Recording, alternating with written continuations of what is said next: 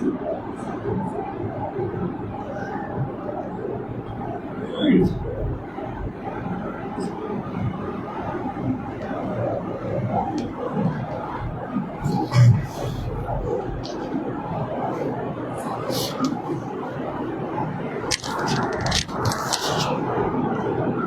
الحمد لله نحمده ونستعينه ونستغفره ونعوذ بالله من شرور أنفسنا ومن سيئات أعمالنا من يهده الله فلا مضل له ومن يضلل فلا هادي له وأشهد أن لا إله إلا الله وحده لا شريك له وأشهد أن محمدا عبده ورسوله أما بعد فإن خير الحديث كتاب الله وخير الهدي هدي محمد صلى الله عليه وسلم وشر الأمور محدثاتها وكل محدثة بدعة وكل بدعة ضلالة وكل ضلالة في النار فأعوذ بالله من الشيطان الرجيم بسم الله الرحمن الرحيم يا أيها الذين آمنوا اتقوا الله حق تقاته ولا تموتن إلا وأنتم مسلمون يا أيها الناس اتقوا ربكم الذي خلقكم من نفس واحدة وخلق منها زوجها وبث منهما رجالا كثيرا ونساء واتقوا الله الذي تساءلون به والأرحام إن الله كان عليكم رقيبا قال الله تعالى فأعوذ بالله من الشيطان الرجيم كل نفس ذائقة الموت وإنما توفون أجوركم يوم القيامة فمن زحزح عن النار وأدخل الجنة فقد فاز وما الحياة الدنيا إلا متاع الغرور أبو هريرة رضي الله تعالى عنه قال رسول الله صلى الله عليه وسلم أكثر ذكر هذه اللذات يعني الموت رواه الترمذي সনদ হাসান। যাবতীয় প্রশংসা সেই মহান আল্লাহ তাআলা যিনি আমাদেরকে পবিত্র জুমার সালাত আদায়ের জন্য আল্লাহর ঘর মসজিদে একত্রিত হওয়ার তৌফিক দান করেছেন। সকলে বলে আলহামদুলিল্লাহ। দুরূদ ও সালাম বর্ষিত হোক বিশ্ব নবীর উপর যিনি আমাদের একমাত্র আদর্শ সাল্লাল্লাহু আলাইহি ওয়াসাল্লাম। সম্মানিত উপস্থিতি, পৃথিবীর সমস্ত মানুষ যারা হিন্দু, মুসলিম, বৌদ্ধ, খ্রিস্টান, মুসলমান, নাস্তিক সকলে কিন্তু আল্লাহর উপরে, পরকালের উপরে বিশ্বাস করে না, শুধুমাত্র মুসলিমরাই করে। কিন্তু এমন একটা জিনিস রয়েছে যেটার উপরে সকলে বিশ্বাস করে। আল্লাহকে দেখেনি বিধায় অন্য ধর্মের মানুষেরা আল্লাহকে বিশ্বাস করে না, পরকাল দেখেনি তাই বিশ্বাস করে না। কিন্তু এমন একটা জিনিস রয়েছে যেটার উপরে সকলেই বিশ্বাস করে, কারণ তারা সেটা দেখেছে। সেটা হলো মরণ, মৃত্যু। মানুষ চাক্ষুষ দেখেছে সবার জীবনে মরণ আসে। আজকে আমি এই মরণ সম্পর্কে আলোচনা করবো ইনশাআল্লাহ, যেটা মানুষের খুবই গুরুত্বপূর্ণ একটা জিনিস। এর মাধ্যমে আপনার দুনিয়াবী জীবনের পরিসমাপ্তি ঘটবে। মরণ হলো মুমিনকে মুক্তি দেয়, আর অপরাধীর জন্য মরণ হলো তার বিচারের জায়গা, তার ফলাফলের জায়গা। কিন্তু মরণের মাধ্যমে একজন মুমিন এই দুনিয়াবী ফিতনা থেকে চিরদিনের জন্য মুক্তি পায়। এই মরণটা সবার একভাবে হবে না। যে ব্যক্তিটা দিন ইসলামের জন্য তার সারাটা সময় ব্যয় করছে, আর যে কুফরি মতবাদের উপর প্রতিষ্ঠিত, যে কিনা আল্লাহ দ্রোহী কাজ করছে, সেই লোকের মরণ আর মুমিনের মরণ একরকম হবে না। এবং যে ব্যক্তি এই দুনিয়াবী জীবন ছেড়ে কবরে যাবে, সেখানে মুমিন এবং যে কাফের তাদের শান্তি এবং শাস্তির ব্যবস্থা রয়েছে। এছাড়াও সেখানে ভালো থাকার জন্য রাসূল সাল্লাল্লাহু আলাইহি ওয়াসাল্লাম থেকে অসংখ্য হাদিস এসেছে। এই বিষয়গুলো আমি আজকে আপনাদের সামনে তুলে ধরার চেষ্টা করব ইনশাআল্লাহ। আল্লাহ তাআলা বলছেন, কাইফা তাকফুরুনা বিল্লাহ, তোমরা কিভাবে আল্লাহর সাথে কুফরি করছো।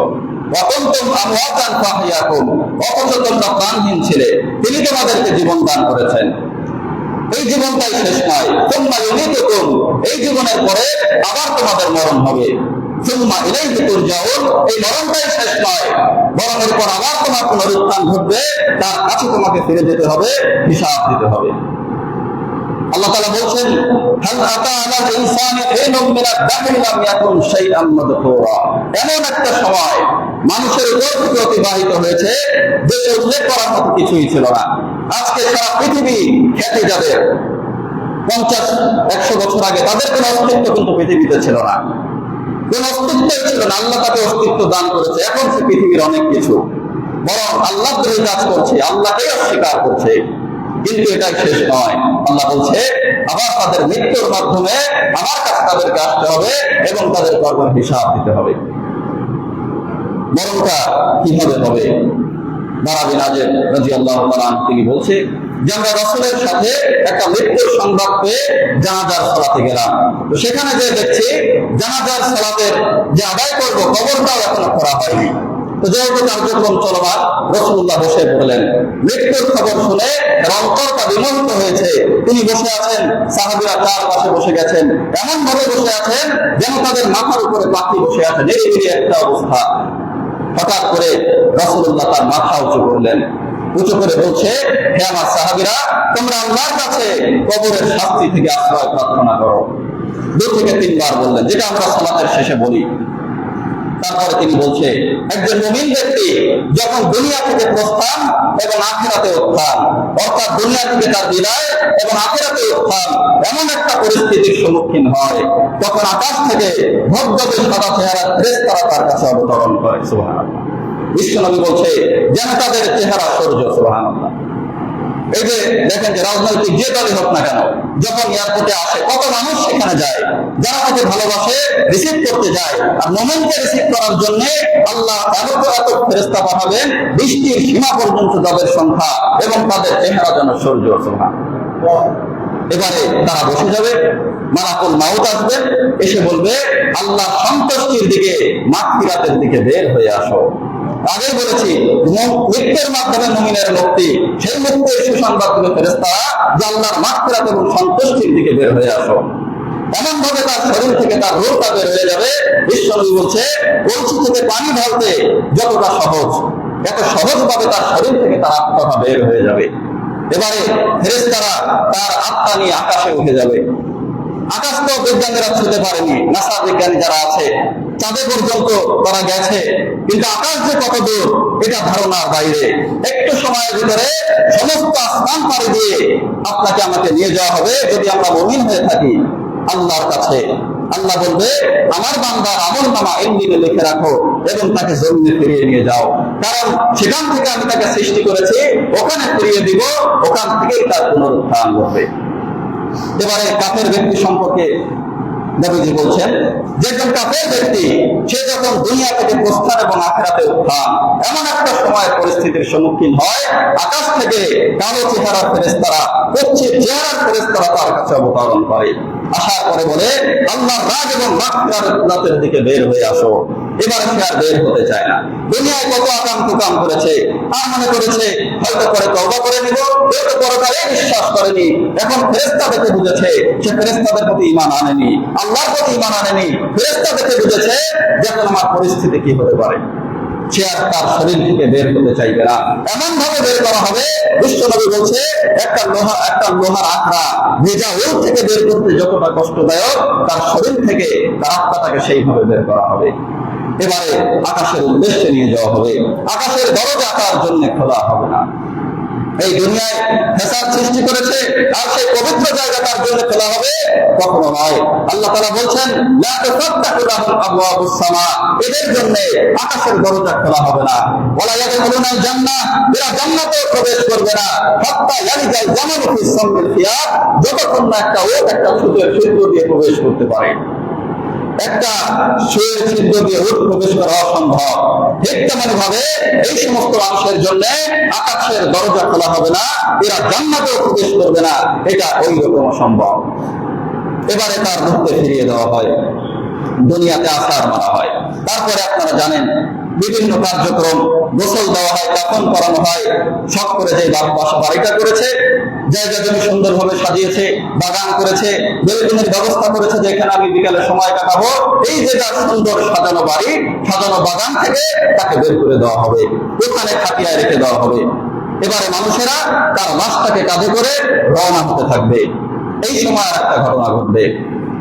রাসূলুল্লাহ সাল্লাল্লাহু আলাইহি ওয়াসাল্লাম বলছেন, ইদা উদিআতিল জিনাজা ফাহতামালাহা রিজালু আলা আনাকিহিম, এই মানুষটাকে মানুষেরা যখন কাঁধে করে নিয়ে রওনা হয়, ফাইন কানাত সালিহাতান ক্বালা, সে যদি সৎকর্মশীল হয় তখন সে বলতে থাকে, কদ্দিমুনি কদ্দিমুনি, আমাকে এগিয়ে নিয়ে চলো।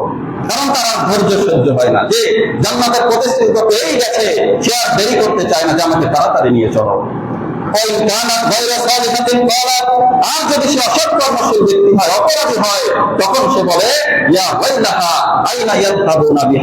আমাকে কোথায় নিয়ে যাচ্ছ, হায় আফসোস, আমাকে তোমরা কোথায় নিয়ে যাচ্ছ। দুনিয়ার মানুষ ছাড়া সবকিছু তার আর্তনাদ শুনতে পায়। নবীজি বলছেন, মানুষ যদি এটা জানতো তাহলে মানুষ অজ্ঞান হয়ে যেত, এমন ভাবে সে চিৎকার চেঁচামেচি করতে থাকে। এবার তার কবরের জীবন শুরু হয়। ফেরেশতারা তাকে প্রশ্ন করে, আত্মীয় স্বজন যখন চলে আসে, কবরের জীবন শুরু। সে যদি নেককার হয়ে থাকে, তাকে প্রশ্ন করা হয়, তোমার রব কে? সে বলে আল্লাহ। তোমার দিন কি? সে বলে ইসলাম। তোমার নবীকে? সে বলে মুহাম্মদ সাল্লাল্লাহু আলাইহি ওয়াসাল্লাম। দুনিয়ায় মুখস্থ করে গেছেন, সেখানে যে জবাব দেবেন এই ধারণা কিন্তু ভুল। যে আল্লাহকে সত্যিকার অর্থে রব বলে মেনে নিয়েছে, যে বলেনি সকল ক্ষমতার উৎস জনগণ, যে বলেনি গণতন্ত্রই মুক্তির মূল, যারা এগুলা বলেনি, যারা বলেছে আল্লাহ কোরআনই হলো প্রকৃত বিধান, তারাই বলতে পারবে সেদিন যে আমার রব হলো আল্লাহ। যারা বিশ্ব নবীকে নবী হিসেবে মেনে নিয়েছে, তারা সেদিন বলতে পারবে আমার নবী মুহাম্মদ। জীবনের প্রতিটি পদচারণায় নবীর দেওয়া সুন্নাহ, তার আদেশ, তার নিষেধ সমস্ত কিছু মেনে চলেছে, তারাই সেদিন উত্তর দিতে পারবে। যে দিন হিসেবে ইসলামকে পেয়ে সন্তুষ্ট, ইসলামের বিধি নিষেধ মেনে চলেছে, সেই সেদিন এই প্রশ্নের উত্তর দিতে পারবে। যখন সে তিনটা প্রশ্নের উত্তর সম্পূর্ণ করবে, নবীজি বলছেন তাকে আরেকটা প্রশ্ন করা হবে, তুমি কিভাবে জানলে, কিভাবে তুমি এই প্রশ্নের উত্তর জানলে? তখন সে বলবে, আমি আল্লাহ কোরআন করেছি, তার উত্তরে সত্য জ্ঞান করেছি, ঈমান এনেছি। আল্লাহ কোরআন করেছে বিধায় সে উত্তর দিতে পারবে। আমরা অনেকে আছি যে আমরা শুধু শুনি, নসিহত শুনি, অথবা যেটার কাছে একেবারে ছোট ছোট চটি বই, কোন যার কোন দলিল ভিত্তিক কোন জবাব নেই, অথবা কে লিখেছে সেটাও দেখি না, বাজারে যে একটা বই নিয়ে এসে আমরা দিন শিক্ষার চেষ্টা করি, অথবা শুনে আমরা দিন শিক্ষা করি, অথচ যে ব্যক্তিটা উত্তর দিতে পারবে সে বলবে আমি আল্লাহ কিতাব পড়েছিলাম। সুতরাং এই প্রশ্নের উত্তর দিতে হলে আপনাকে আমাকে আল্লাহ কিতাব করতে হবে, সে অনুযায়ী আমল করতে হবে। সম্মানিত ভাইরা আমার, এবারে আকাশ থেকে ঘোষণা আসবে, আমার বান্দা সত্য বলেছে, তার জন্য জান্নাতের বিছানা বিছিয়ে দাও, তাকে জান্নাতের পোশাক পরিয়ে দাও, তার জন্য কবরকে প্রশস্ত করে দাও, সকাল সন্ধ্যা তার আবাসের স্থান তাকে দেখানো হবে। আর সে যদি অসৎ কর্মশীল হয়, তাহলে রাসূলুল্লাহ সাল্লাল্লাহু আলাইহি ওয়াসাল্লাম বলছে তাকে জিজ্ঞাসা করা হবে, তোমার রবকে? সে বলতে পারবে না। তোমার দিন কি? সেটাও সে বলতে পারবে না। তোমার নবীকে? ওটাও সে বলতে পারবে না। এবারে বলা হবে, সে মিথ্যা কথা বলছে, তাকে জাহান্নামের পোশাক পরিয়ে দাও, জাহান্নামের বিছানা বিছিয়ে দাও, এমন ভাবে তার কবরকে সংকীর্ণ করে দেওয়া হবে। নবীজি বলছে এক পাজরের হাড় আর এক পাজরের ভিতরে ঢুকে যাবে। হাতুড়ি আনা হবে, এই হাতুড়ি দিয়ে তাকে আঘাত করা হবে। রাসূল সাল্লাল্লাহু আলাইহি ওয়াসাল্লাম বলছে, যদি পৃথিবীর কোন পাহাড়ে এই হাতুড়ি দিয়ে আঘাত করা হতো, এই পাহাড় চূর্ণ বিচূর্ণ হয়ে যেত। সেই হাতুড়ি দিয়ে তাকে আঘাত করতে থাকবে কিয়ামত পর্যন্ত। আরো শাস্তি আছে। রাসূলুল্লাহ সাল্লাল্লাহু আলাইহি ওয়াসাল্লাম থেকে একাধিক হাদিস এসেছে যে কবরের শাস্তি হওয়ার কারণ সম্পর্কে। আব্দুল্লাহ ইবনে আব্বাস রাদিয়াল্লাহু তাআলা তিনি বলছে যে রাসূলুল্লাহ একটা খেজুর বাগানের পাশ থেকে অতিক্রম করছেন, যাওয়ার পথে তিনি কবরবাসীর আর্তনাদ শুনতে পেলেন।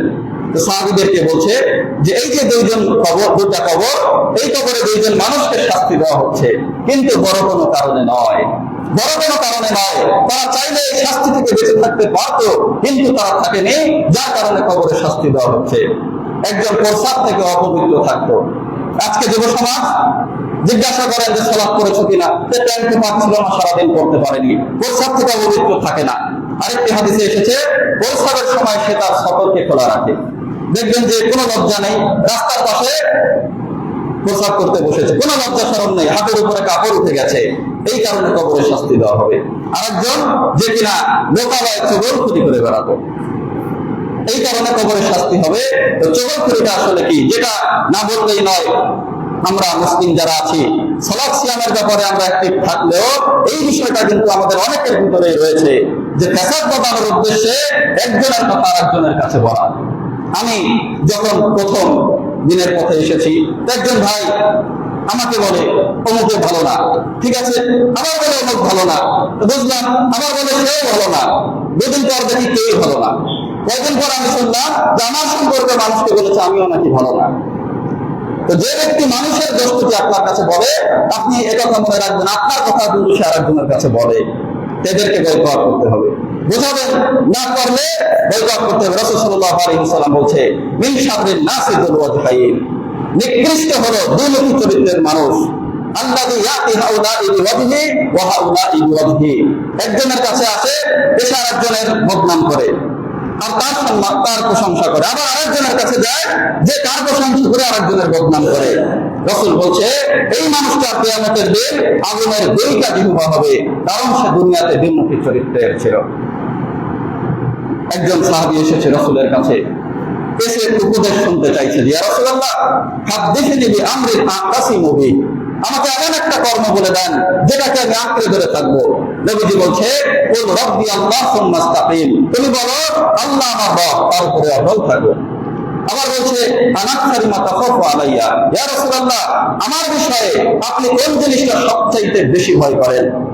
ফাআখাযা রাসূলুল্লাহ সাল্লাল্লাহু আলাইহি ওয়াসাল্লাম বিলিসানি নাফসিহি, বিশ্বনবী তার জিহ্বা নিজের হাতে ধরে বলছে এই জিনিসটা আমি তোমার জন্য সবচাইতে বেশি ভয় করি। চলে এরকম একটা জিনিস, কোথাও যাচ্ছেন না ফিতনা ফাসাদে, ঘরে বসে আপনি আপনার নেকির কাজকে সব ধ্বংস করে দিচ্ছেন আপনার জিহ্বার মাধ্যমে। আর এটা যদি করেন কবরের জীবনে আপনাকে শাস্তি দেওয়া হবে। অনেক বড় একটা হাদিস কবরের আযাব সম্পর্কিত। সামরা ইবনে জুনদাব রাদিয়াল্লাহু তাআলা আনহু বলছে যে রাসূলুল্লাহ স্বপ্নের ঘরে এমন একটা জায়গায় গেছেন, তাকে নিয়ে যাওয়া হয়েছে। তিনি দেখছেন কাত হয়ে শুয়ে থাকা এক ব্যক্তি, পাথর দিয়ে তার মাথায় আঘাত করা হচ্ছে। বারংবার এরকম চলছে, পাথর ধরে যাচ্ছে, আঘাতকারী ফেরেশতা যখন পাথর আনতে যাচ্ছে সেটাকে তার মাথা ভালো হয়ে গেছে, পুনরায় আবার আঘাত করা হচ্ছে। রাসূলুল্লাহ জিজ্ঞাসা করছে যে ঘটনা কি, কি কারণে একে শাস্তি দেওয়া হচ্ছে? জবাব দিচ্ছে এই লোকটা কোরআন পড়তো অথচ আমল করতো না। আরেকটি হাদিসে এসেছে কোরআন পড়ে ছেড়ে দিয়েছিল আর ফরজ নামাজ না করে ঘুমিয়ে থাকতো। আজকে দেখেন যে ফরজ নামাজ না করে ঘুমিয়ে থাকার যে অবস্থা দেখেন, যোহর আসর মাগরিব আপনি কাউন্ট করবেন আর ফজরের সালাতটাকে আপনি কাউন্ট করবেন, দেখবেন কয়জন মানুষ আসে যারা সালাতকে মাথার কথা মনে করে বাড়িতে ঘুমিয়ে থাকে। মহিলারা বিশেষ করে দেখবেন ফজর এবং আসর দুইটা সময় ঘুমায়, আর পুরুষরা ফজরে অধিকাংশ আসে না। নামাজি ব্যক্তিদের কথা বলছি, নামাজকে যারা মাথার বোঝা মনে করবে এবং আযান শুনে বিছানায় শায়িত অবস্থায় থাকবে, কবরে তাদের মাথাকে এইভাবে ফাটিয়ে দেওয়া হবে। আরেকজন ব্যক্তি যিনি চিত হয়ে আছে, রাসূলুল্লাহ বলছে লোহার আকড়া দিয়ে তার মুখকে কেটে দেওয়া হচ্ছে। তো রাসূলুল্লাহ জিজ্ঞাসা করলেন, বলা হলো তিনি মিথ্যাবাদী। আরেকজনকে দেখলেন অনেকগুলো নারী পুরুষ উলঙ্গ অবস্থায় আগুনের চুলার ভিতরে রয়েছে, সেখানে চিৎকার চেঁচামেচির শব্দ শোনা যাচ্ছে। নবীজি জিজ্ঞাসা করলেন কেন এদের শাস্তি দেওয়া হচ্ছে? বলা হলো এরা জিনা বিচার করত।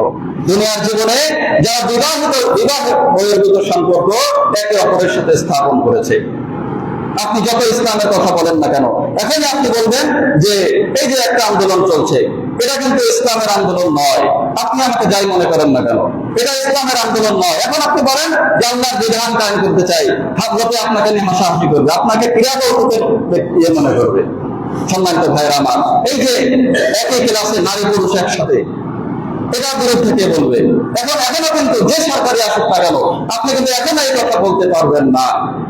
এই যে যারা জিনা ব্যভিচারের দ্বার উন্মোচন করে দেয় এবং জিনা ব্যভিচারের সাথে জড়িয়ে যায়, এদেরকে কিয়ামতের দিন আগুনের চুলার ভিতরে ফেলে শাস্তি দেওয়া হবে।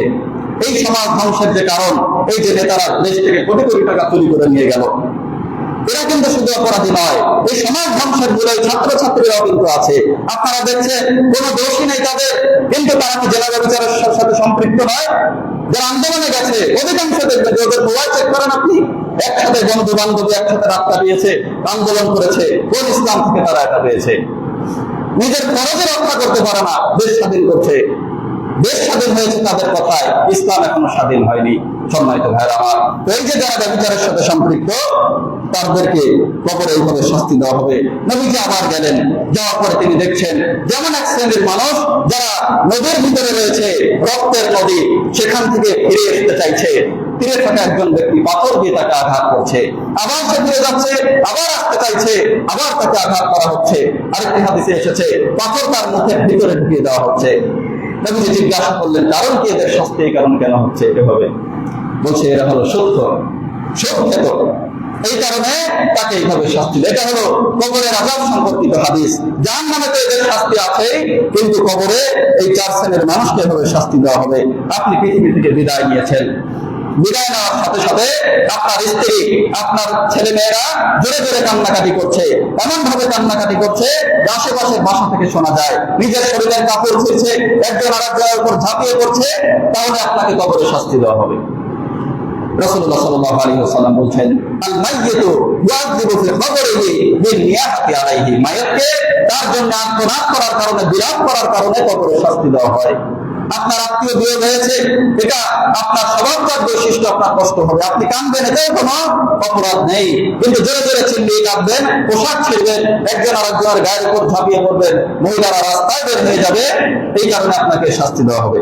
তারপরে উসমান বিন আফফান রাদিয়াল্লাহু তাআলা আনহু একটা ঘটনা, সেটা হলো যে তিনি, আপনারা জানেন, ইসলামের তৃতীয় খলিফা এবং জান্নাতের সার্টিফিকেট প্রাপ্ত একজন সাহাবী। রাসূল সাল্লাল্লাহু আলাইহি ওয়াসাল্লাম দুনিয়াতে থাকা অবস্থায় তাকে জান্নাতের সার্টিফিকেট দিয়ে দিয়েছেন।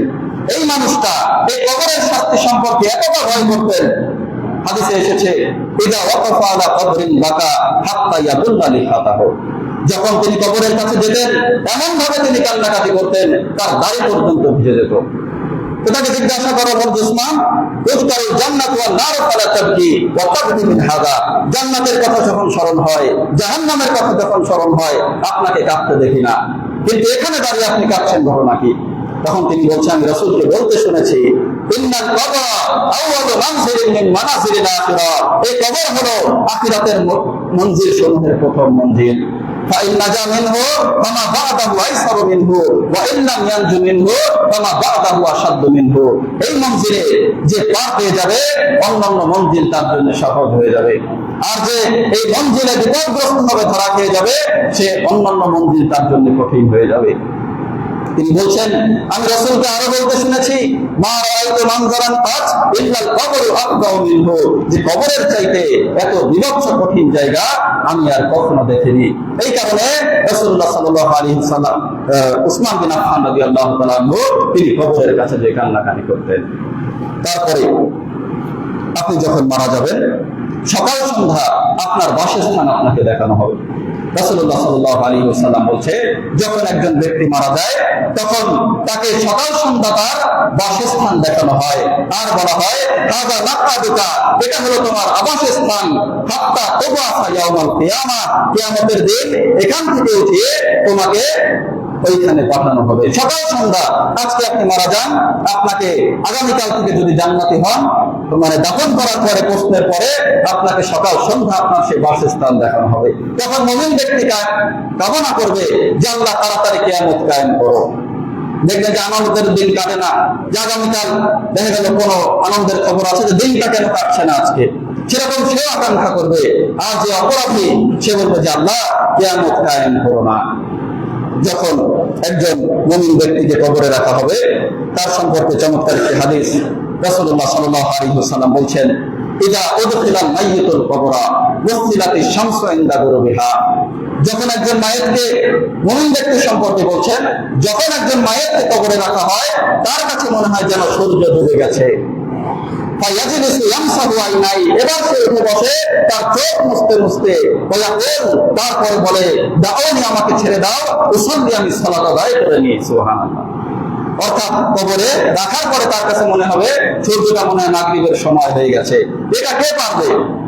এরকম পরিস্থিতিতে কে বলবে যে আমি সালাত আদায় করতে চাই, যে কিনা দুনিয়াতে সমস্ত প্রতিকূল অবস্থা পেরিয়ে এসে সময় মতো সালাত করেছে?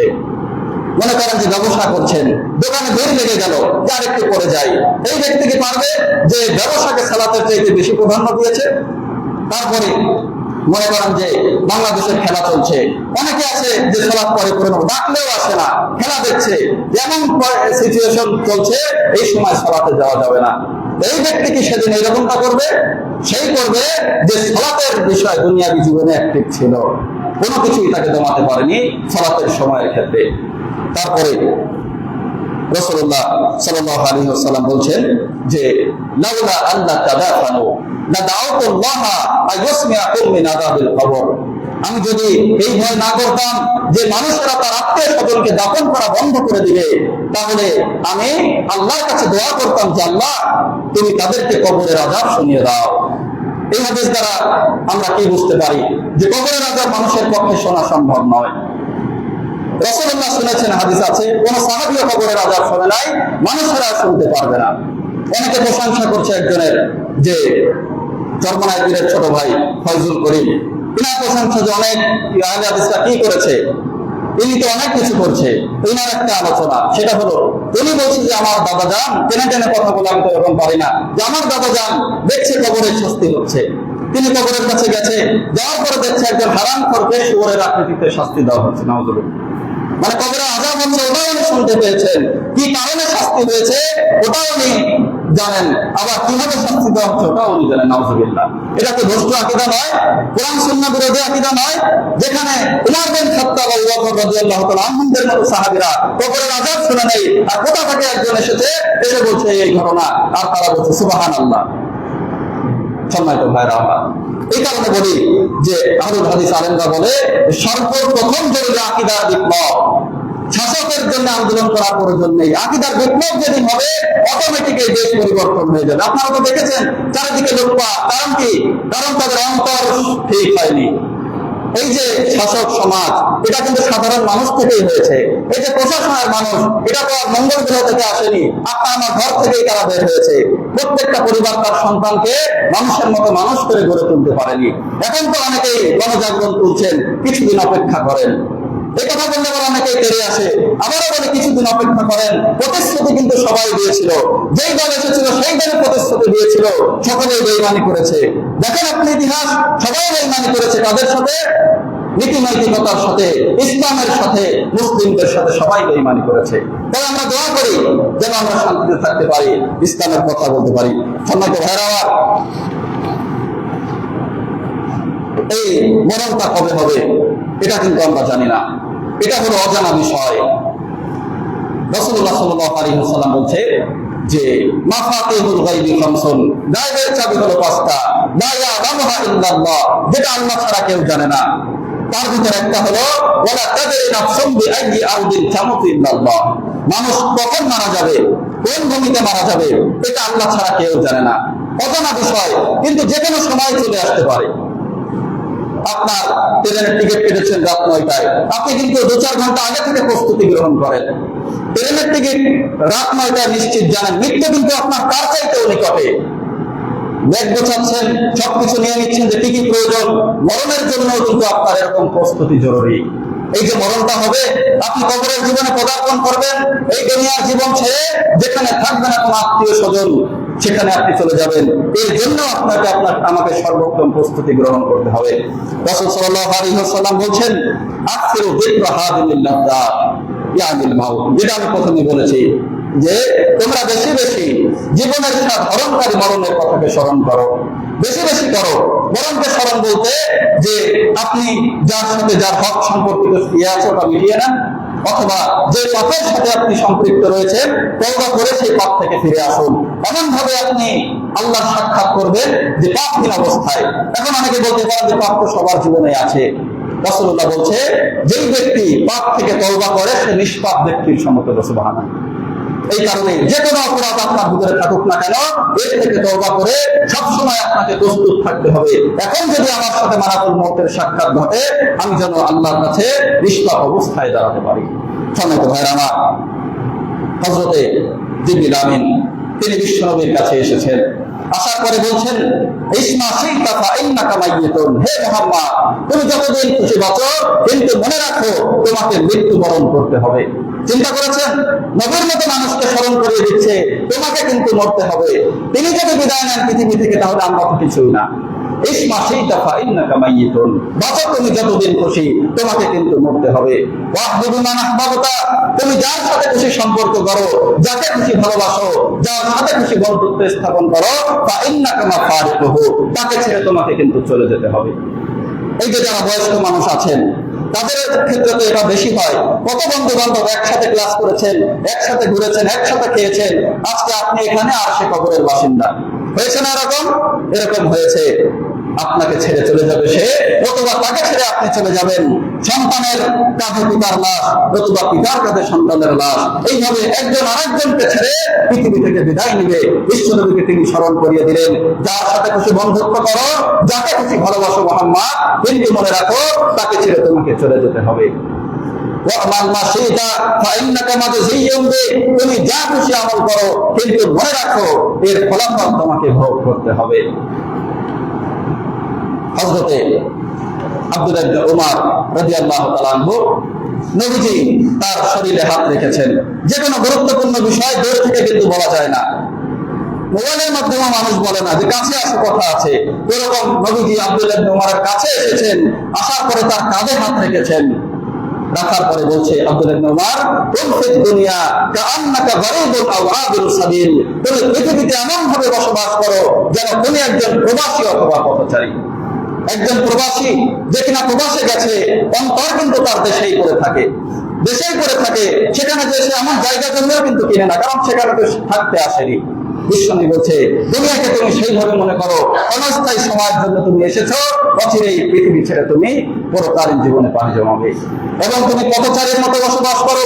একজন পথচারী পথ চলছে, তার গন্তব্য স্থান আছে, আশেপাশে সময় অপচয় করে না, কারণ যত দেরি করবে তার গন্তব্য স্থানে পৌঁছতে তত সমস্যা হবে। ঠিক তেমনই ভাবে বিশ্বনবী বলছে তুমি পৃথিবীতে এমন ভাবে বসবাস করো যেন তুমি একজন পথচারী, তোমার গন্তব্য স্থল আখিরাত। রাসূলুল্লাহ সাল্লাল্লাহু আলাইহি ওয়াসাল্লামের এই কথাকে কেন্দ্র করে আব্দুল্লাহ ইবনে উমর অন্যদেরকে বলতেন, ইদা আমসাইতা ফালা তানতাদিরিস সাবাহা ওয়া ইদা আসবাহতা ফালা তানতাদিরিল মাসাআ। হে মানুষেরা, তোমরা সকাল হলে সন্ধ্যার অপেক্ষা করবে না, আর যখন তোমরা সন্ধ্যায় উপনীত হও তখন তোমরা সকালের অপেক্ষা করবে না। সকাল থেকে বের হয়েছেন আপনার কর্মক্ষেত্রে, কিন্তু এটা মনে করবেন না যে আমি আবার আমার বাসাতে ফিরে আসবো। রাতের বেলায় সারাদিন কাজ ছেড়ে বাসায় ফিরেছেন, কিন্তু এরকমটা মনে করবেন না প্রতিদিনের মতো আমি আজকে সকালবেলা বাসা থেকে বের হয়ে যাব। তিনি আরো বলছে, তোমার অসুস্থতা আশা করবে, সুস্থ সময়কে তুমি ইবাদতে কাজে লাগাও, আর তোমার মরণ আশা করবে তোমার এই জীবিত অবস্থাকে কাজে লাগাও যখন তুমি বেঁচে আছো, কারণ মরার পরে তার আমলের ব্যবস্থা নেই। সম্মানিত ভাইরা আমার, কিন্তু দেখেন যে আমরা অধিকাংশ মানুষ আমাদের যে সুস্থতা এবং আমাদের যে অবসর, এটা কিন্তু আমরা ধোঁকার ভিতরে রয়েছি। যখনই অবসর পাই তখনই এমন কাজ করি যাতে কোনো ফায়দা নেই। কেউ পাপ করছে, আবার কেউ এমন কাজ করছে যাতে কোনো ফায়দা নেই। রাসূল সাল্লাল্লাহু আলাইহি ওয়াসাল্লাম সেটাই বলছে, নি'মাতানি মাগবুনুন ফীহিমা কাসীরুন মিনান নাস। দুইটা নিয়ামত এরকম রয়েছে যার জন্য অধিকাংশ মানুষই ধোঁকার ভিতরে পড়ে রয়েছে। আসিহাত ওয়াল ফারাগ, একটা হলো সুস্থতা আর একটা হলো অবসর। যখন মানুষ সুস্থ থাকে তখন আল্লাহকে ভুলে যায়, এমন একটা পরিস্থিতি তার জীবনে আসে, হসপিটালে বেডে শুয়ে থাকে, তখন আল্লাহ আল্লাহ করে, সালাতও করতে পারে না। আবার বলে যে আল্লাহ এবার সুস্থ করে দাও, মসজিদে থাকবো। সুস্থ হওয়ার পরে 2-4 দিন আসে, তারপরে আবার খুঁজে পাওয়া যায় না। তারপরে অবসর, যখন মানুষ অবশ্য ব্যস্ততা থাকে, বলে যে কিভাবে নামাজ পড়বো, এত ব্যস্ত, রোজাও রাখতে পারে না, কষ্টের কাজ করি। আবার যখন আল্লাহ থেকে অবসর দিয়ে পরীক্ষা করে, করোনার সময় কত মানুষকে দেখেছি এরকম বলেছে, সময় হয় না তো কিভাবে করব, ওই সময় বাসায় বসে বসে লুডো খুঁজে বেড়াচ্ছে, ক্যারাম বোর্ড খেলছে, কেউ লুডো খুঁজে দিন পার করছে। আল্লাহ কিন্তু এভাবে আপনাকে অবসর দিয়ে পরীক্ষা করবেন, সুস্থতা দিয়ে আপনাকে পরীক্ষা করা হবে। সম্মানিত ভাইরা আমার, রাসূলুল্লাহ সাল্লাল্লাহু আলাইহি ওয়াসাল্লাম এই মরণকে স্মরণার্থে কবর জিয়ারতের কথা বলেছেন। যদি আমরা মরণকে স্মরণ করতে চাই, তাহলে বিশ্বনবী বলছেন, রাসূলের 6 বছর বয়সে মা মারা গেছিল, তো আবওয়া নামক একটা জায়গায় মক্কা মদিনার মধ্যবর্তী, ওখানে দাফন করা হয়েছিল তার মাকে। তো মক্কা বিজয়ের দিন তার মার স্মরণার্থে মাকে মনে করেছে, আল্লাহর কাছে বলছে যে আল্লাহ, আমি আমার মার জন্য দোয়া করতে চাই। আপনারা জানেন দোয়া করার অনুমতি হয়নি। আল্লাহ বলছে ঠিক আছে, কবর জিয়ারত করতে পারো। তিনি এমন ভাবে কান্নাকাটি করছেন, সাহাবীরাও কাঁদছেন। তিনি এবারে সাহাবীদেরকে বলছেন, জুরুল কবর ফাইন্নাহা তুযাক্কিরুকুমুল মাউত, তোমরা কবর জিয়ারত করো, কেননা এটা মরণের কথাকে স্মরণ করিয়ে দেয়। কত মানুষ দেখবেন পাথরের হৃদয়, নিজের হাতে লাশ দাফন করে, তারপরে ওইগুলো নামাজ পড়ে না। কিন্তু মুমিনের হৃদয় মৃত্যুর খবর শোনার মাত্রই নরম হয়ে যাবে। আপনাকে বুঝতে হবে তিনি গেছে, আমারও সিরিয়াল আছে, আমাকেও দুনিয়া থেকে চলে যেতে হবে। সময়তো ভাইরা আমার, একটা বিষয় সেটা হলো যে আমাদের ইয়ং জেনারেশন যারা, তাদের ভিতরে একটা সমস্যা আমরা দেখতে পারি যে তারা যে কোনো বিষয়ে অতিরিক্ত ডিপ্রেশনের ভিতরে ভোগে, এমনকি তারা মৃত্যুকে নিজের হাতে তুলে নেয়। আত্মহত্যার কথা বলছি, অনেকে কিন্তু এরকম আছে। বাংলাদেশ এর ভিতরে 10 নম্বর সিরিয়ালে অবস্থান করছে। সারা পৃথিবীতে গবেষকরা বলছে যে প্রত্যেক 40 সেকেন্ডে কোনো না কোনো জায়গায় একজন মানুষ আত্মহত্যার পথ বেছে নেয়। কিন্তু মনে রাখবেন, মরণের ক্ষেত্রে কিন্তু এরকম তাড়াহুড়া করা চলবে না। আইন নিজের হাতে তুলে নেওয়া যাবে না। আপনার উপরে বিপদ আসবে, বালা মুসিবত আসবে। এইখানে যে প্রত্যেকটা মানুষ এত সুন্দর মুখ বসে আছেন, কিন্তু অন্তর দেখেন আপনি, কেউ কিন্তু ভালো নেই। দুনিয়ার জীবনে সকলের ভিতরে কষ্ট কিন্তু আছেই। কারো আত্মীয় স্বজন হারা হয়েছে, কারো যে কোনো ঝামেলায় আছে, অথবা যে কোনো পরিস্থিতির সম্মুখীন সে আছে, কষ্টের ভিতরে আছে। তাই বলে এই নয় যে আমি আত্মহত্যার পথ বেছে নিব। এই প্রবণতা অনেক বেশি বিধায় মরণের সাথে এটা যোগ করেছে যে মরণের ক্ষেত্রে তাড়াহুড়ো চলবে না। আমাদের সমাজে যে সমস্ত হত্যাকাণ্ডের ঘটনা ঘটে, এগুলা কিন্তু দুনিয়াবী কারণে ঘটে, দিনের জন্য কিন্তু আত্মহত্যা করে না। আর একজন সাহাবী দিনের পথে সংগ্রাম করেছে, হুনাইনের যুদ্ধে অংশগ্রহণ করেছে, শরীর কত বিক্ষত হয়ে গেছে। বিশ্বনবী আগের থেকে বলছে যে ওই লোকটা জাহান্নামী। তো সাহাবীরা বলছে সে তো মারা গেছে আল্লাহর পথে জিহাদ করে। রাসূল বলছে যে ও আবার বলছে আবার জাহান্নামী। লোকেরা গেছে, যাওয়ার পরে দেখছে এখনো সে মরেনি। তার শরীর কত বিক্ষত হয়ে গেছে, যন্ত্রণা সহ্য করতে পারছে না, অবশেষে নিজের হাতে অস্ত্র দিয়ে আত্মহত্যা করেছে। তখন সাহাবীরা বুঝতে পেরেছে বিশ্বনবী কেন এই কথা বলেছেন। অতীত যুগের একজন মানুষ, হাতে অনেক যন্ত্রণা, হাতে কেটে ফেলেছে, আইন নিজের হাতে তুলে নিয়েছে, রক্ত ঝরতে ঝরতে মারা গেছে। আল্লাহ বলছে বাজারনি আবদি বিনাফসি, আমার বান্দা তার জান কবজের ব্যাপার তড়িঘড়ি করেছে, হারামতু আলাইহিল জান্নাহ, ওর জন্য আমি জান্নাতকে হারাম করে দিলাম। সুতরাং বিপদে আপদে যখন আপনার কপালে লেখা আছে মরণ আসবেই, কিন্তু আত্মহত্যার পথ বেছে নেওয়া চলবে না। রাসূল সাল্লাল্লাহু আলাইহি ওয়াসাল্লাম বলেন, আল্লাযী ইয়াখলুকু নাফসাহু ইয়াখলুকুহা ফিন-নার, ওয়াল্লাযী ইয়াতআনুহা ফিন-নার। দুনিয়াতে কেউ যদি বিষ খেয়ে গলায় ফাঁসি দিয়ে আত্মহত্যা করে, আখিরাতে সে এরকমটাই করতে থাকবে।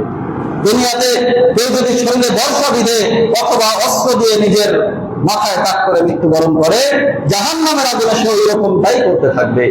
কেউ যদি পাহাড় থেকে লাফিয়ে পড়ে অথবা আগুনে ঝাঁপ দিয়ে আত্মহত্যা করে অথবা বিষ পান করে আত্মহত্যা করে, জাহান্নামের আগুনে সে ওরকমটাই করতে থাকবে। সুতরাং মরণের ক্ষেত্রে তাড়াহুড়ো নয়।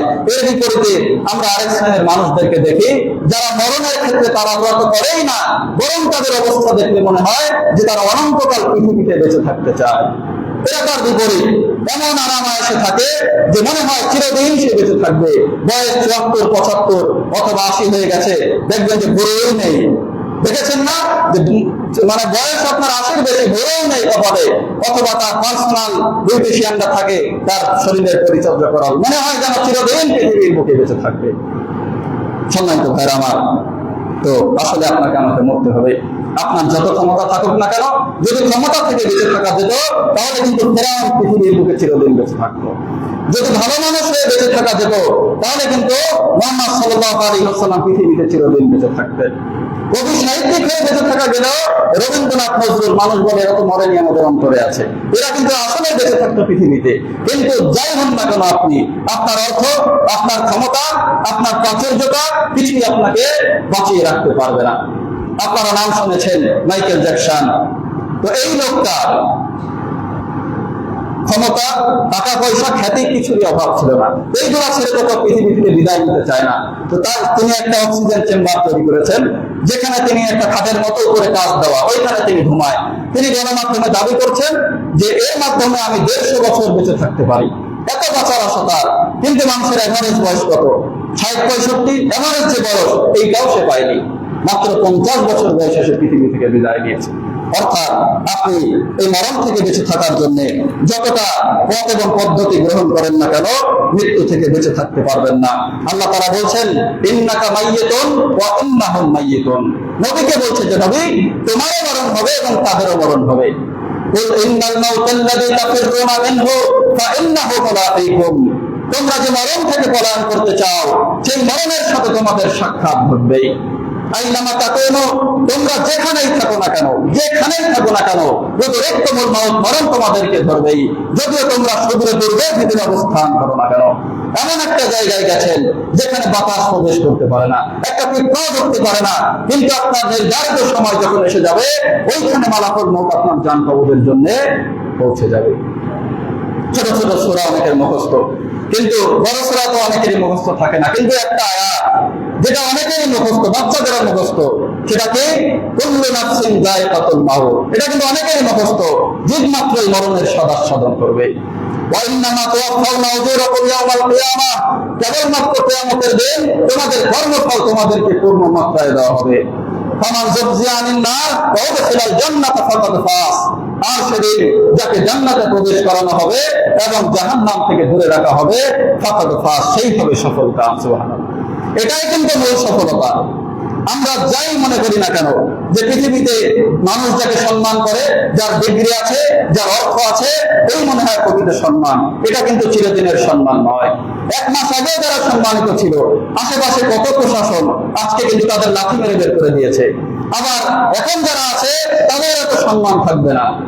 এই যে ক্রিকেটার যারা আছে, হঠাৎ করে এমপি হয়ে গেল যোগ্যতা ছাড়াই। কত যোগ্য মানুষ এই বাংলাদেশে আছে, হঠাৎ করে এমপি হয়ে গেছে, কত সম্মান, বাড়ি ঘর জ্বালিয়ে পুড়িয়ে দিয়েছে। অর্থাৎ বোঝাতে চাচ্ছি, দুনিয়ার সম্মান কিন্তু স্থায়ী নয়। কিন্তু সেখানে রাসূল আল্লাহ তাআলা বলছে, সেদিন যাকে জান্নাত থেকে জান্নাতে প্রবেশ করানো হবে, জাহান্নাম থেকে দূরে রাখা হবে, এটাই হলো প্রকৃত সফলতা। এটা যদি আপনি বুঝতে পারেন এই একটা আয়াত, আপনার আর কোনো কিছুর প্রয়োজন নেই। আর এই সফলতার জন্য আপনাকে আমাকে সর্বোত্তম প্রস্তুতি গ্রহণ করতে হবে।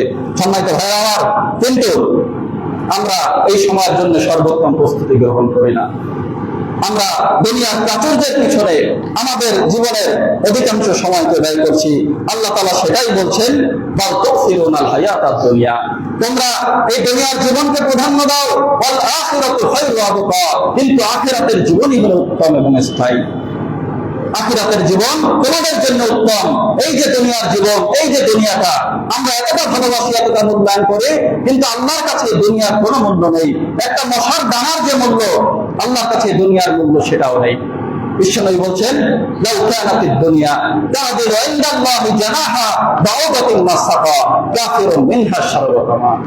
আল্লাহর কাছে যদি এই পৃথিবীর মূল্য একটা মশার দানার সমপরিমাণে হতো, তবে তিনি কোনো কাফেরকে পানি পান করতে দিতেন না।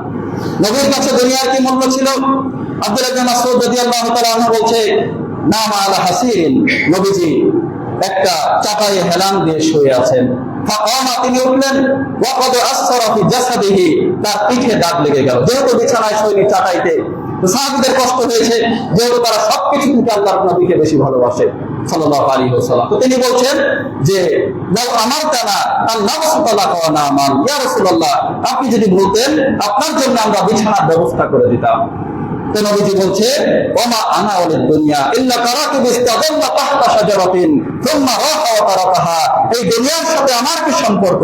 মূলত এই দুনিয়ার সাথে আমার সম্পর্ক হলো একটা গাছের ছায়ায় কিছুক্ষণ আমি আশ্রয় গ্রহণ করলাম আর সেখান থেকে চলে গেলাম। সুবহানাল্লাহ।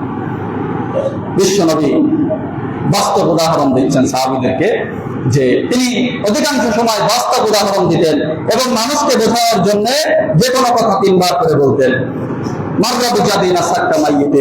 একটা মরা কান কাটা ছাগলের কাছ থেকে তিনি কোন বাজার থেকে অতিক্রম করছে, যাওয়ার পরে তিনি সাহাবীদেরকে বলছেন যে আইয়াকুম ইউহিব্বু আন্না হাযা লাহু বিদিরহাম, হে আমার সাহাবীরা, এই যে কান কাটা মরা ছাগল, এটাকে কি তোমরা এক দিরহামের বিনিময়ে নিবা? তারা বলছে কালু মা নুহিব্বু আন্নাহু দানা বিশাইইন, কিছুর বিনিময়ে আমরা এটাকে নিব না। মরা ছাগল কান কাটা, তারপরে বাসায় যদি আনেন গন্ধ ছড়াবে, রাখবেন কোথায়? একেবারে নিকৃষ্ট। ওইটা যদি আরো টাকা দেন যে 100 টাকা দিচ্ছে নিয়ে যাও, কেউ সেটাকে নেবে না। তখন রাসূলুল্লাহ বলছে ওয়াল্লাহি লাদ দুনিয়া আলাল্লাহ মিন হাযা আলাইকুম, আল্লাহর কসম, এই ছাগলটা তোমাদের কাছে যতটা নিকৃষ্ট, আল্লাহর কাছে পৃথিবী এর ভিতরে যা কিছু আছে তার চাইতেও বেশি নিকৃষ্ট। আল্লাহ তো এই পৃথিবী সৃষ্টি করেছেন। আমরা মনে করেন যে আমাদের মা বোনেরা যখন কোনো খাবার তৈরি করে, তো তিনি আশা করে খারাপ হলেও যে সকলের জন্য সেটার প্রশংসা করে, তার নিজে যে জিনিসটা তৈরি করে সকলে কিন্তু ওটাকে ভালো বলতে চায় খারাপ হলেও। আল্লাহ পৃথিবী সৃষ্টি করেছেন কিন্তু তিনি ভালো বলেননি, কারণ কি তিনি দুনিয়াও সৃষ্টি করেছেন, জান্নাতও তিনি সৃষ্টি করেছেন। তিনি জানেন দুনিয়া এবং জান্নাতের ডিফারেন্সটা কত বেশি।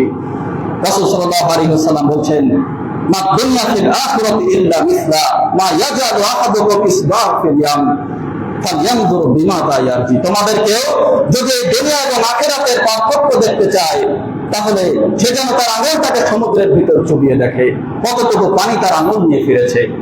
বিশাল সমুদ্র কত বিশাল, আপনি শেষ করতে পারবেন না, এত বিশাল। পৃথিবীর অধিকাংশই পানি, এত বিশাল সমুদ্র, আপনার ছোট্ট একটা আঙ্গুল সেখানে চুবিয়েছেন, অল্প একটু পানি উঠেছে। বিশ্বনবী বলছে এটা হলো তোমার দুনিয়ার জীবন, আর বিশাল সমুদ্র আখিরাতের জীবন, অনন্তকালের জীবন। কিন্তু দেখেন আপনি সারাদিনে এক ফোঁটা পানির জন্য কতটুকু কাজ করেছেন, আর বিশাল সমুদ্রের জন্য কতটুকু কাজ করেছেন। দেখেন আপনি আপনার জীবনের অধিকাংশ সময়, আপনার আমার জীবনের, আমরা কিন্তু এক ফোঁটা পানির পিছনে ছুটছি, এমন ভাবে ছুটছি, দিনের যে নৈতিক শিক্ষা এটাও কিন্তু আমরা অর্জন করতে পারিনি। আজকে যে শিক্ষার অবক্ষয়, আজকে যে মানবিক অবক্ষয়, এটা কিসের কারণে? এটা যে কিছু মানুষ দেশের ক্ষমতায় এসে দেশকে ধ্বংস করেছে, এটা কিন্তু নয়।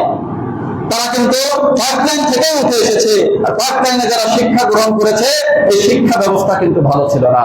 যতদিন এই শিক্ষা ব্যবস্থা ভালো না হবে, একের পরে এক ধ্বংস কিন্তু আসতেই থাকবে, আজ অথবা কাল। কারণ কি? কারণ নৈতিক শিক্ষা, কেউ মনে করে রবীন্দ্রনাথের জীবনী, এটা থেকে নৈতিক শিক্ষা গ্রহণ করে, কেউ বলে আবার বিভিন্ন ধরনের মানুষকে তারা আদর্শ মনে করে। কিন্তু যতদিন না মানুষ রাসূল সাল্লাল্লাহু আলাইহি ওয়াসাল্লামকে আদর্শ হিসেবে গ্রহণ না করবে, তার নৈতিকতা, তার চরিত্রের পরিবর্তন কখনো আসবে না। বলছিলাম যে অধিকাংশ মানুষ পৃথিবীর পিছনে ছোটে, আল্লাহ তাআলা সেটাই বলছে, আলহাকুমুত তাকাসুর, প্রাচুর্যের প্রতিযোগিতা তোমাদেরকে মোহাচ্ছন্ন করে রেখেছে, হাত্তা যুরতুমুল মাকাবির, যতক্ষণ না তোমরা কবরে উপস্থিত হও। অর্থাৎ এমন ভাবে মানুষ সম্পদের পিছনে ছুটছে, সে মনে করছে এই সম্পদ আমাকে চিরদিন আমল করে রাখবে। কিন্তু যখন তার মরণের সংবাদ আসে, মৃত্যুর ফেরেশতা তার কাছে আসে, তখন সে বুঝতে পারে দুনিয়ায় যা কিছু অর্জন করেছি, আখিরাতকে ধ্বংস করে আজকে সেইগুলা ছেড়ে আমাকে পরকালীন জীবনে পাড়ি জমাতে হবে। রাসূল সাল্লাল্লাহু আলাইহি ওয়াসাল্লাম বলেন, লাউ কানা বিইবনি আদম ওয়াদিয়ানি মিন মা, আদম সন্তানের সম্পদের ভালোবাসা এত বেশি, তাকে যদি 2টা উপত্যকা পরিমাণ সম্পদ দেওয়া হয়, না আবতাগা সাবিসা, সে তৃতীয় আরেকটার আকাঙ্ক্ষা করবে। ওলা ইয়ামলা জাওফা ইবনে আদম ইল্লা তুরাব, মাটি ছাড়া আর পেট কখনো ভরবে না। অর্থাৎ একটা মানুষের বাঁচতে হলে কত টাকা প্রয়োজন। কিন্তু দেখেন যে বর্তমান সিচুয়েশনে দেখেন যে একজন ধরা পড়ছে হাজার হাজার কোটি টাকার মালিক, মানে লোভের কোনো শেষ নেই, মানে 14 খরচ খেয়ে মরে যেতে পারবে। একটা যদি বাড়ি থাকে সে আরেকটার আকাঙ্ক্ষা করে, যদি 1 কোটি টাকা থাকে আরেক কোটি টাকার সে আকাঙ্ক্ষা করে। কিন্তু বিশ্বনবী বলছে যে মাটি ছাড়া এর পেট কখনো ভরবে না। আপনি দুনিয়াতে যেটা অর্জন করছেন এটা কিন্তু দুনিয়াতেই রেখে যাবেন, আপনার সাথে যাবে শুধুমাত্র আপনার আমল। আপনি হারাম পন্থায় যেটা উপার্জন করছেন এটা দুনিয়াতেই থেকে যাবে, আপনার সাথে যাবে আপনার আমল। আপনি দুনিয়াতে পরকালের জন্য যেটা গুছিয়েছেন সেটা আপনার সাথে যাবে। বিশ্বনবী সাল্লাল্লাহু আলাইহি ওয়াসাল্লাম বলছেন যে ইদা মাতাল ইনসান কাতা আমালু, আদম সন্তান যখন মারা যায় তার আমলের দরজা বন্ধ হয়ে যায়। ইল্লা মিন সালাসাতি আশিয়া, 3টা আমল তার সাথে যায়। মিন সাদাকাতিন জারিয়া, সাদাকায়ে জারিয়া, আল ইলমি ইনতাফাউ বিহি, এমন ইলম যার মাধ্যমে মানুষ উপকৃত হয়। আর ওয়ালাদিন সালিহিন ইয়াদউ, এমন সন্তান যে তার জন্য দোয়া করে। প্রথমে বিশ্বনবী সাল্লাল্লাহু আলাইহি ওয়াসাল্লাম বলছে যে এমন জ্ঞান যার দ্বারা মানুষ উপকৃত হয়। আপনি দিন শিক্ষা করেছেন, আপনার লেখনী আছে, আপনার আলোচনা আছে, অথবা আপনি ছাত্র তৈরি করে গেছেন, মাদ্রাসায় শিক্ষা দিয়েছেন, এর মাধ্যমে কবরে আপনার নেকি পৌঁছাতে থাকবে। সাদাকায়ে জারিয়া করেছেন, মসজিদ মাদ্রাসা করেছেন, অথবা এমন কোন স্থাপনা করেছেন যার মাধ্যমে মানুষ উপকৃত হয়, কবরে বসেও তার নেকি আপনি পেতে থাকবেন। তারপরে যদি আপনি দুনিয়াতে নেক সন্তান রেখে যেতে পারেন, এই নেকি আপনি কবরে বসেও পেতে থাকবেন। এই কারণে আমাদের সন্তানদেরকে যদি আমরা কবরের আযাব থেকে বেঁচে থাকতে চাই তাহলে আমাদের সন্তানদেরকে দ্বীন শিক্ষায় শিক্ষিত করা জরুরি। আল্লাহ তাআলা আমাদের তৌফিক দান করুন। ওয়া আখিরু দাওয়ানা আলহামদুলিল্লাহি রাব্বিল আলামিন।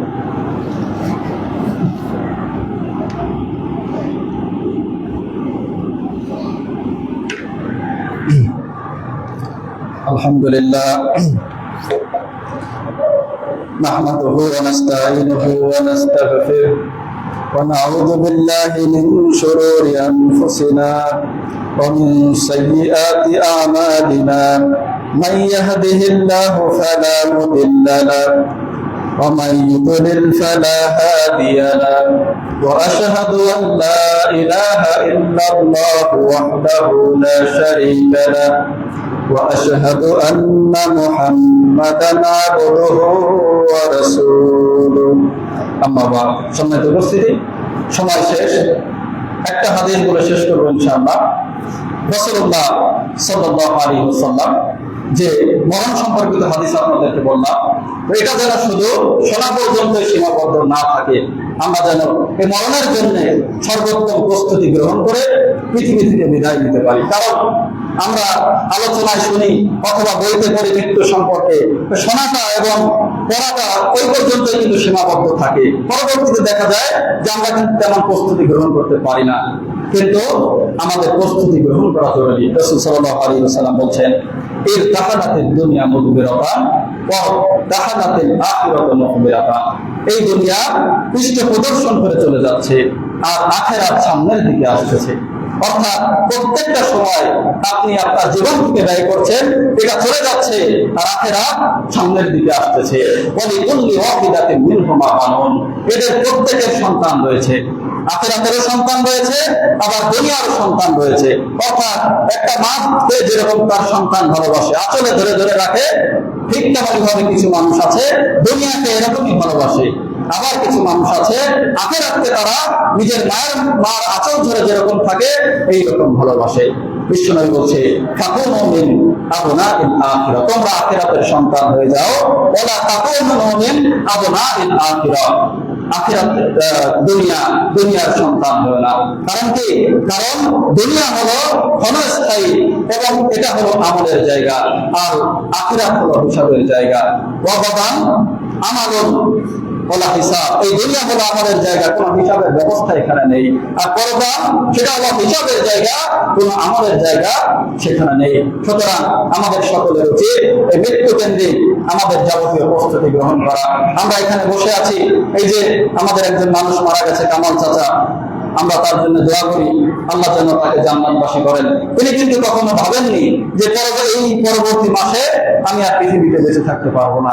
ঠিক তেমনি আমরা যে আজকে জুমায় আছি, আমরা কিন্তু জানি না পরবর্তী জুমায় বেঁচে থাকতে পারবো কিনা। সুতরাং সর্বোত্তম প্রস্তুতি আমাদের গ্রহণ করতে হবে। আমাদের নতুন সরকারের জন্য আমরা সকলেই দোয়া করবো যেন আল্লাহ তাআলা তাদেরকে সঠিক পথে পরিচালনা করেন।